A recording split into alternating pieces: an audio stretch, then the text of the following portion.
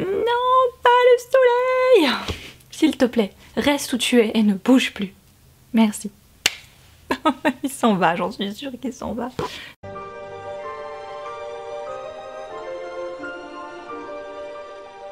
Bonjour à tous et bienvenue pour une nouvelle vidéo sur ma chaîne. Aujourd'hui, un mois après, je vais vous parler de rentrée littéraire, un petit peu comme l'année passée, mais pas sous le même format. L'année passée, je vous avais parlé des titres qui me faisaient envie dans cette rentrée littéraire, donc celle de l'année passée, on s'entend. Et cette année, comme j'arrive un peu après, je vais vous parler des livres de la rentrée littéraire que j'ai appréciés.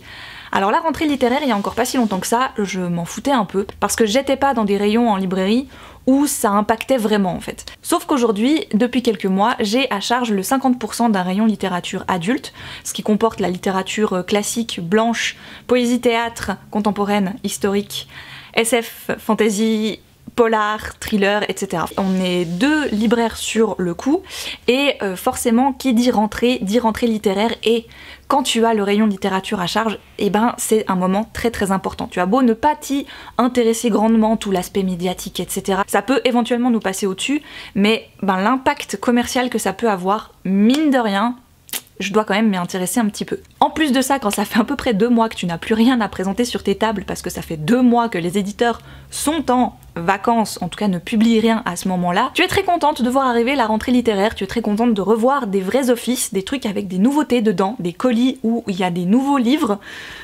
Voilà. Je comprends enfin le sens de rentrée littéraire, oui. Le sujet même de la rentrée littéraire est hyper important, je pourrais pourquoi pas vous en faire une vidéo sujet de discussion un jour si ça vous intéresse, avec tout ce que ça entraîne, une rentrée littéraire finalement, ça pourrait déborder sur les prix littéraires éventuellement. Mais ce sera pas le sujet de cette vidéo vu qu'aujourd'hui je vais vous parler des 3 pépites que j'ai fait. J'ai fait des pépites, voilà. Tiens, j'ai dû lire 5-6 livres de la rentrée littéraire, vraiment ceux qui m'intéressaient le plus, et sur ceux-ci, il y en a 3 que j'ai vraiment retenus. Donc le premier dont je vais vous parler, je ne l'ai pas en ma possession, je ne sais pas ce que j'en ai foutu, je l'ai perdu, voilà, je ne sais pas où il est. Il s'agit de Pleurer des rivières de Alain Jaspard, c'est paru aux éditions Héloïse d'Ormesson. C'est un livre qui va parler d'une thématique qui moi personnellement j'ai trouvé était assez différente de ce qu'on a l'habitude de voir.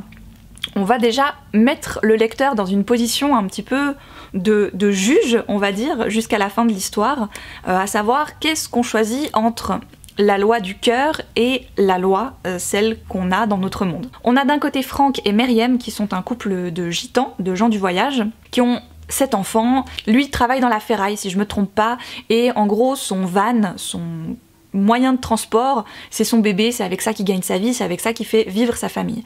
Manque de bol, il va tremper dans un truc un petit peu louche, il va s'en sortir, pas tout à fait, il va malheureusement être arrêté, jugé, on va lui donner un avocat commis d'office, et heureusement cet avocat va gagner. Alors Franck est très content, sauf que dans cette histoire, même s'il s'en sort, son camion lui, s'en est pas sorti. Et sans camion, pas de travail, et sans travail, pas d'argent, pas de palais, pas de palais, bref. Donc il est hyper mal par rapport à ça, par rapport à sa femme qui en plus lui annonce qu'elle attend un 8e enfant, à 28 ans, je te laisse imaginer depuis quand elle est enceinte. D'un autre point de vue du roman, on va avoir donc l'avocat, dont je ne me souviens plus du prénom malheureusement, et sa femme, Séverine, qui fait des albums pour enfants et qui n'a pas d'enfants. Le couple adorerait en avoir, sauf que malheureusement, ils n'arrivent pas. Pour l'histoire, je vais m'arrêter là, je sais c'est pas beaucoup, mais c'est tout ce que vous avez besoin de savoir en fait. La suite vous donnerait trop d'indices sur ce qui se passe et ça serait vraiment dommage de le savoir. Ce que j'ai surtout retenu de cette histoire, c'est ce dont je vous parlais au début, cette espèce de tiraillement en fait entre 2 causes, la façon dont l'auteur va aborder ses personnages. À aucun moment j'avais l'impression qu'il tombait dans le gros cliché, soit au niveau des femmes ou au niveau des hommes, je trouve qu'il les taille vraiment à la perfection. On ne tombe pas dans des facilités. Son style est très particulier, c'est assez vif, assez court, assez net. Vous savez, c'est pas des longues phrases, c'est pas du tout une plume qui est dans la contemplation. Il va tout de suite à l'essentiel, il n'hésite pas à changer de personnage d'une ligne à une autre, et c'est vrai que ça bouscule un petit peu le lecteur en fait, cette façon d'avancer dans l'histoire, qui parfois peut sembler un petit peu saccadée, mais qui moi je trouvais allait terriblement bien avec l'histoire. On avait envie de savoir jusqu'où ça allait aller, et si au moment où ça allait arriver, ça allait bien se passer ou mal. Et vraiment j'ai été subjuguée, le sujet, voilà, comme je le disais, c'était vraiment hyper innovant. J'ai tremblé en fait avec ces personnages du début à la fin parce que j'avais peur, j'avais de la peine à respirer, et puis j'avais de l'espoir, et puis bref, je suis vraiment passée par plein de sensations différentes, et j'ai vraiment passé un superbe moment avec ces personnages et avec cette plume. La deuxième très bonne lecture de cette rentrée littéraire, c'est Le bruit du dégel de John Burnside aux éditions Métallier. Cette couverture, vous avez été super nombreux sur Instagram à me dire qu'elle vous faisait penser à une autre couverture. Et oui, en effet, c'est la même que Café givré de Suzanne Selford aux éditions Flammarion Jeunesse. Voilà, rien à voir là par contre, hein, les deux romans sont à l'opposé l'un de l'autre.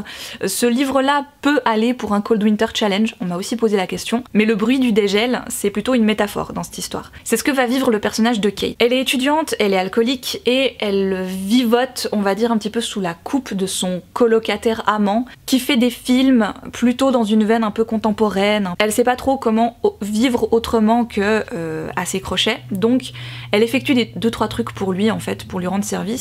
Et dernièrement, il veut absolument faire une étude, donc elle se balade avec un bloc-notes et puis elle va toquer à la porte des gens pour savoir un peu les habitudes de certaines personnes. Et tout au bout d'une avenue, elle va tomber sur une petite maison qui n'est pas sur sa liste, mais il y a un truc qui l'attire vers cette maison et elle va frapper à la porte. Elle va tomber sur Jane, une vieille femme qui est en train de couper du bois toute seule et qui justement avait fait une tarte aux pommes, je crois, et du thé. Donc Jane va inviter Kate à entrer. Et elle va commencer à lui parler un peu de son histoire, de ce qu'elle a vécu, des souvenirs qu'elle a de son enfance, de son frère, de ses parents, de sa nièce, etc. Sauf qu'avant de vraiment continuer et entrer dans le vif du sujet avec Kate, elle va lui demander de ne pas boire pendant 5 jours. Alors que Kate ne lui a jamais dit qu'elle buvait, enfin voilà. Elle a en fait tout de suite reconnu que cette jeune femme en face d'elle était alcoolique et elle va la mettre au défi de ne pas boire si elle veut entendre la suite de l'histoire. Alors au début on se dit que c'est un petit peu utopique, que Kate, après tout, elle s'en fiche un peu, non, des histoires de cette femme, elle pourrait très bien rentrer chez elle, continuer à picoler, et puis basta quoi, la vie continue, et puis c'est fini.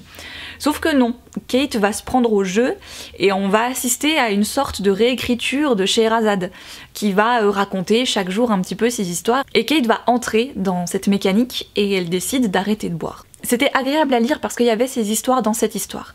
Il y a tous les souvenirs de Jane qu'elle va nous raconter d'un bout à l'autre et ensuite hop, passer au suivant. Des fois on comprend pas trop les liens qu'il y a entre les souvenirs et puis tout d'un coup on est en train de recréer une frise temporelle de la vie de Jane et de tout ce qu'elle est d'accord de dire à Kate. J'ai trouvé l'esprit de Jane, tout ce qui la façonne en fait, la maison dans laquelle elle vit, ses petites habitudes, etc. Ça m'a mis dans une ambiance pré-automnale, mais d'un cosy. Enfin, je trouvais vraiment sa petite maison, je l'imaginais un peu comme une maison de Hobbit, vous voyez. C'était le genre d'endroit où vous avez envie d'être bien, où oui, vous avez envie qu'on vienne vous servir une petite tasse de thé avec un muffin ou quelque chose, il y a un feu de cheminée, et puis et on est juste bien. Et au contraire, l'appartement où vit Kate avec son colocataire, où elle ne possède d'ailleurs qu'une chambre, tout le reste est à son colocataire, sa chambre est blanche. Elle n'a rien sur les murs, elle a un lit, une table, mais il n'y a pas de déco, il n'y a rien, il n'y a pas de photo à elle. C'est très blanc. Et pour moi, ça représentait vraiment les personnages tels qu'ils sont. C'est-à-dire que Jane, c'est un personnage très entier, qui a plein de choses à raconter, qui a plein de petits bidules. Vous savez, j'imaginais plein de trucs qui sont suspendus, on ne sait pas vraiment à quoi ça sert, parce qu'elle a un gros bagage et elle a plein de choses à dire. Et au contraire, Kate, c'est un personnage qui, jusqu'à un certain moment, est plutôt un personnage vide, vierge, sur lequel les gens profitent de marquer des choses. On va l'utiliser, on va faire en sorte qu'elle fasse des choses pour nous, et à un moment donné, il y a une coupure, il y a une cassure en fait en Kate, et j'ai vraiment trouvé que à ce moment-là, le titre, Le bruit du dégel, prenait tout son sens. Ça devenait limpide, et c'était vraiment très puissant. Le dernier livre dont je vais vous parler, c'est vraiment le coup de cœur de cette rentrée littéraire. Les enfants de cœur de Heather O'Neill aux éditions du Seuil. Ce roman, quand il est arrivé, j'avais pas du tout prévu de le lire, et puis il a eu cette couverture. Voilà. Assez simple, mais ce titre, avec cette couverture, il y avait quelque chose qui me donnait envie. Je tourne le livre, je lis le résumé, je le repose sur la pile. Le soir, je rentre chez moi et j'arrivais pas à m'en défaire. J'y pensais à cette couverture, je la revoyais, je me remémorais ce résumé, je disais, ce livre franchement il me procure déjà quelque chose, donc ça veut dire que il faut que je me lance et que j'aille vers lui. Au début, je me suis dit, oups, ça va pas le faire. Parce que vraiment le début était compliqué, j'arrivais pas à accrocher au personnage, à la situation, même au style de l'autrice. Je trouvais que c'était cru, que c'était vraiment très... Voilà, c'est assez trash en fait comme lecture au début. J'ai eu besoin d'un temps en fait pour entrer vraiment dans son style. Et une fois que j'ai terminé le bouquin, je me suis pris une claque aller-retour.